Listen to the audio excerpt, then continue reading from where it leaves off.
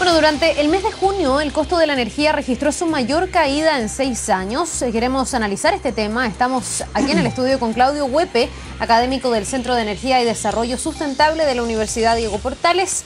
Muy bienvenido y gracias por estar con nosotros aquí en la mañana informativa. Claudio, buenos días. Bueno, uno ha escuchado tanto que estamos en sequía, que tenemos problemas de energía, que hay problemas con las líneas de transmisión, etcétera, etcétera. Entonces uno se pregunta ¿por qué el costo de la energía ha bajado?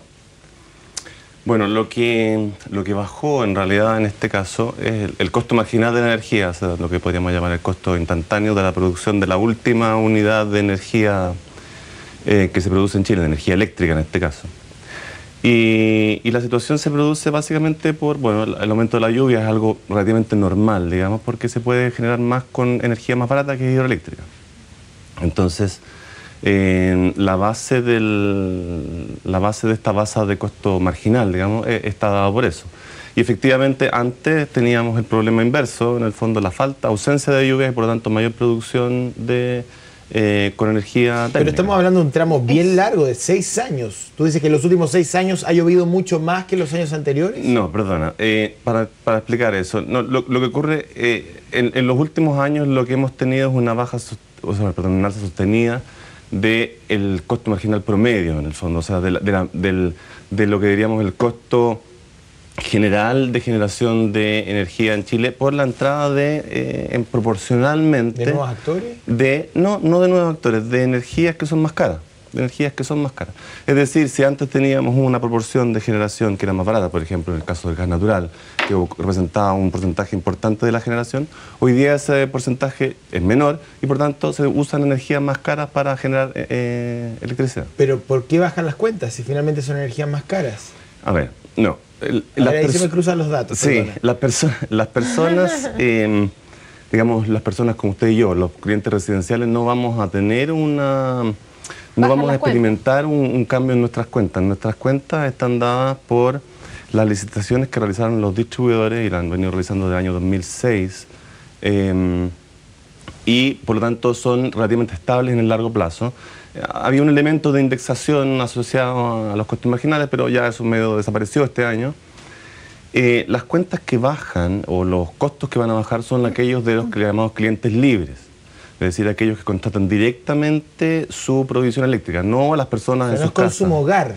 No el consumo de las casas, de los hogares. Esas cuentas no van a reflejar ningún impacto con estos cambios de costos marginales. ¿Por qué no se traspasan, si el costo de generar energía está siendo menor, por qué no se traspasa ese beneficio a los usuarios en su casa? Lo que pasa es que el sistema chileno distingue distintos tipos de usuarios. En particular distingue, grueso modo, unos clientes que son regulados, digamos, que son los consumidores domésticos en general. Todos nosotros. Todos nosotros, exactamente, en nuestros hogares. Y los consumidores que son libres, que se llaman, clientes libres, que contratan directamente su provisión de energía eléctrica. ¿Y eso qué es? ¿Empresas, por ejemplo? Empresas, exactamente. Empresas que teniendo sobre un cierto nivel de consumo, pueden, por lo tanto, tener, digamos, contratar directamente su energía eléctrica. ¿Y esto se va a mantener en el tiempo? ¿Esto a qué se refiere, perdón? A los montos, al descenso. Porque el discurso en Chile en los últimos años respecto de, por ejemplo, los problemas que han tenido algunos proyectos hidroeléctricos o termoeléctricos y los desafíos energéticos del país, déjame tratar de aclarar el marco. Ha sido, la versión es que las cuentas van a subir, que los costos energéticos van aumentando y que al no poder entrar nuevos actores se reduce el nivel de oferta y, por cierto, el recargo energético es mucho más alto. Por lo tanto, lo que estamos viendo parece que no es tan así. Lo que pasa es lo siguiente, hay que distinguir aquí dos cosas muy sustantivas. Primero, distingamos claramente los consumidores residenciales de los consumidores que son libres, digamos, que son distintos tipos de consumidores. Y distingamos lo que son los efectos de corto plazo o de periodos relativamente breves con los efectos de largo plazo. Ahora, hablando de los clientes residenciales y los clientes libres, básicamente, por la manera en que se genera su tarifa, los clientes residenciales no se ven afectados por estos cambios de corto plazo en este instante, y sí los clientes libres, cuyos precios sí están indexados con los costos marginales. Entonces, ahí hay un efecto, digamos, de corto o mediano plazo que podemos hablar que sí es significativo. Para las empresas, sobre todo, para los consumidores. Y, por tanto, indirectamente para todos nosotros, porque influye sobre los costos. Ahora, eso es en el corto plazo. En el largo plazo, ahí pasan cosas distintas. Finalmente el precio medio de la energía en general que vamos a tener a través del tiempo va a estar determinado por el tipo de generación eléctrica y por los costos de generación eléctrica que nosotros tengamos. Las energías obviamente tienen distintos precios, tanto de inversión como de operación. Entonces, finalmente, el precio final que nosotros pagamos está dado por la mezcla en promedio, hablando en promedio, de todos los tipos de energía que nosotros estamos produciendo. En la medida en que tenemos generación eléctrica, que es en promedio más generada con sistemas que son más caros, por tanto nuestra energía va a ser más cara. Entonces el argumento que se ha dado justamente de por qué nosotros debemos aprovechar ciertas fuentes hidroeléctricas importantes es justamente eso, es decir, son energías, las fuentes hidroeléctricas son aquellas que nos pueden proveer una energía en el largo plazo que es más económica, porque ocupan un espacio importante. Claudio, hay un montón de proyectos que están en proceso de instalarse, algunos que están pasando por una vía judicial, algunos que están con problemas.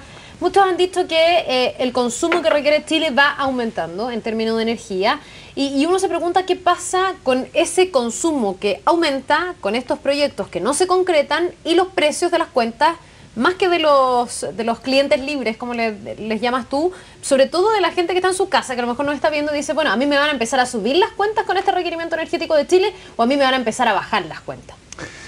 Bueno, podemos tener o sea, sobre el futuro obviamente es difícil especular, distintos escenarios posibles. Dado que habría que saber cuál es exactamente la conformación de la matriz eléctrica que vamos a tener en el futuro. No obstante, se pueden decir algunas cosas. Evidentemente, la demanda va creciendo de manera relativamente sostenida en el tiempo y si Chile lo que sería esperable, se empareja con lo que son los países de la OCDE, deberíamos tener una demanda eléctrica que crece más o menos al mismo ritmo que el PIB, más o menos, aproximadamente. Probablemente un poco más al principio, tal vez un poco menos hacia adelante. Entonces, estamos hablando de que si Chile hoy día crece 5 o 6%, ese va a ser el crecimiento de la demanda eléctrica anual, casi inevitablemente, eso es lo que se ha observado en todo el mundo. Ahora, evidentemente, para poder suplir eso se requiere una cierta cantidad de oferta.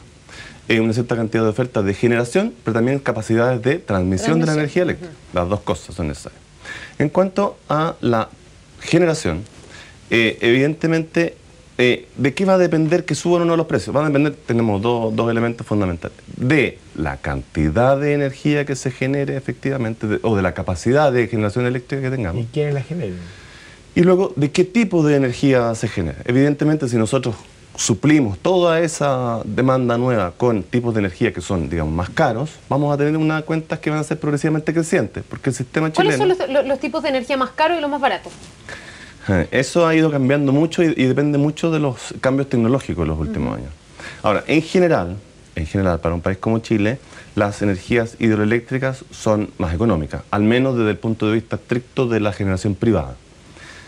Obviamente que si uno empieza a pensar desde un punto de vista de sustentabilidad, el debate es más complejo, porque aparece la preocupación por los usos y los costos que tiene para el país de utilizar ciertas fuentes de recursos hídricos en energía eléctrica y no dejarlos para otro tipo de uso. A estas alturas, desde tu punto de vista, ¿cuál es la mejor opción que tiene Chile cuando se discute o cuando el gobierno presentó una estrategia a largo plazo energética, cuando desde el mundo energético se dice que la política no ha sido sumamente acordada o consensuada, y vimos el caso de Colbún y Hidroaicén?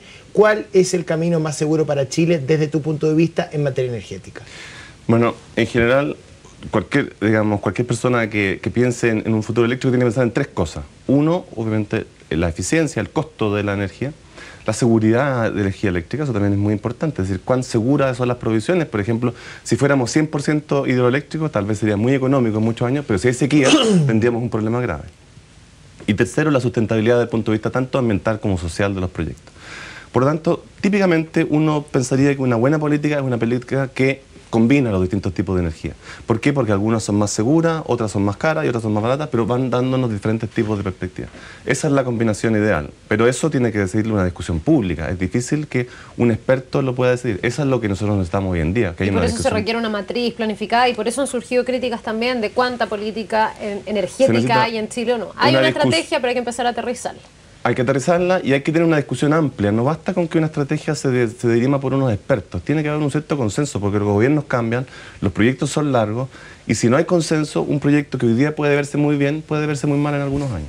Bien, pues Claudio, te queremos agradecer por esta entrevista. Gracias a usted. Que tengas buenos días. Vamos al tema del salario mínimo.